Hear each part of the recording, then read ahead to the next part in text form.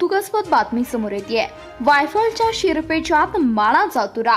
माननीय राहुल यादव यांची school of international bio design SIB साठी निवड। सांगली जिल्ह्यातील जत तालुक्यातील वायफळ येथील एका सुपुत्राने आपल्या कर्तृत्वाने शैक्षणिक क्षेत्रात यशाचा उत्तुंग शिखर गाठले आहे।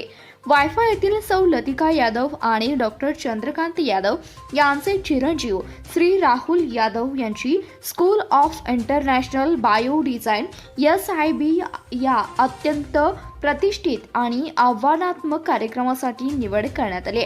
School of international bio design SIB हा कार्यक्रम भारतातील 2 सर्वोच्च संस्थांच्या संयुक्त विद्यमानाने चालवला जातो।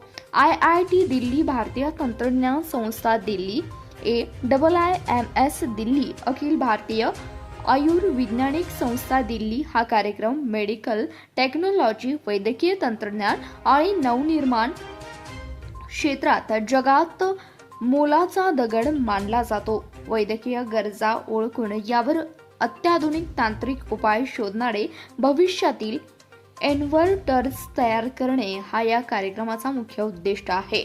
या कार्यक्रमासाठी देशभरात अत्यंत मोजक्या आणि बुद्धिमान युवकांची निवड केली जाते।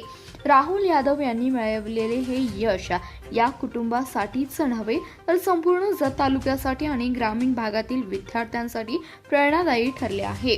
त्यांच्या या निवडीमुळे वैद्यकीय क्षेत्रात संशोधनाची मोठी संधी त्यांना उपलब्ध झाली आहे। राहुलची ही निवड त्यांच्या कठोर परिश्रमाचे फळ आहे। IIT आणि AIIMS सारख्या संस्थांच्या मार्गदर्शनाखाली तो देश हितासाठी नक्कीच काहीतरी नवीन शोधून काढेल असा आम्हाला विश्वास आहे।